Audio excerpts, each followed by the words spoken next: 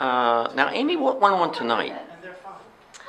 Well, tonight I just gave a presentation on my upcoming book, Flickering Treasures, Rediscovering Baltimore's Forgotten Movie Theaters at Koholev Synagogue. So I appreciate the opportunity to show old pictures, new pictures, and share some of the stories I have about the theaters.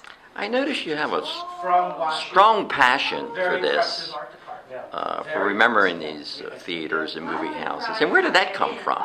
Well, let's see. It's a combination of things that all gelled together and made this topic compelling for me. I am a photojournalist, and I also have a fine art background, and documenting these theaters allows me to meld both of those interests. So I bring a photojournalistic perspective. I care about the neighborhoods, the communities, the people on the blocks that these theaters are standing on, as well as the buildings themselves. I'm interested in architectural preservation, and it gives me an opportunity to take photos that are a little different from what I do as a staff photographer at the Sun. This is a personal project that I've been working on. What's the name of the book? Flickering Treasures, Rediscovering Baltimore's Forgotten Movie Theaters. And when will it be out? I am shooting for the fall of 2014. I am still working on the content. I'm still doing research. I'm still seeking people to interview who have wonderful reminiscences of the various theaters. These interviews really bring the book to life. And I'm still photographing some of the theaters. You mentioned history, and I just couldn't help thinking, watching your presentation, of the history of Baltimore City, of the downtown area, of these magnificent theaters, some like the Hippodrome are still alive, that meant a lot to people.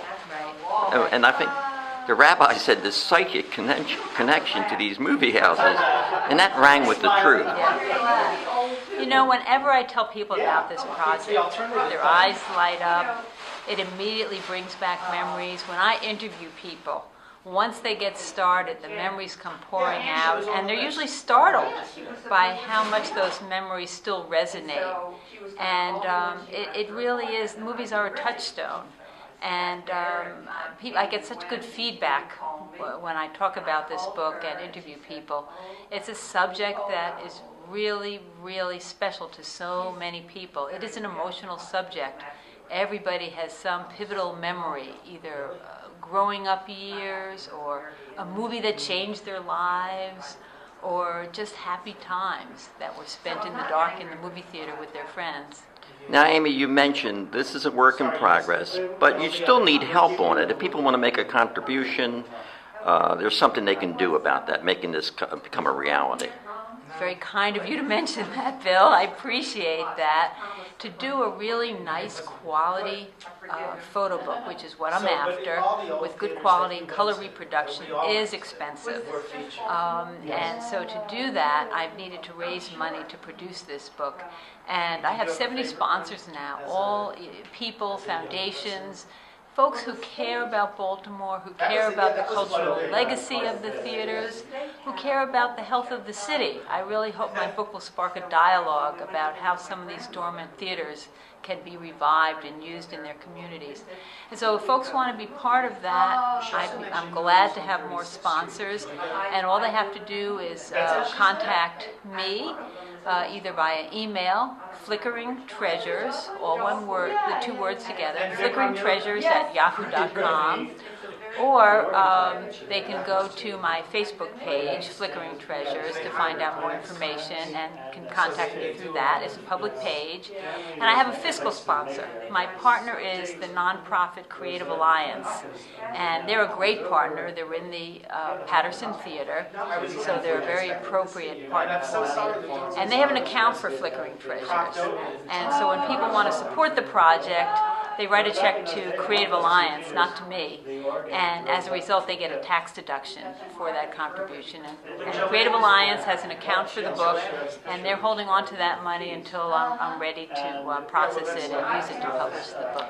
Well, that's so appropriate. The Creative Alliance is the home of the old Patterson, Exactly. where I took my girlfriend to the movies a long time ago. You already have a vivid association with it, and that's what I find over and over again with people. It's really great. Anything else, Amy? Thank you for your interest. I appreciate it very much. I know you spoke to me about the Deluxe Theater, and that's one of those neighborhood theaters that's forgotten except for the people who lived in Locust Point. And many of these neighborhood theaters are long gone, but they still live on in people's minds.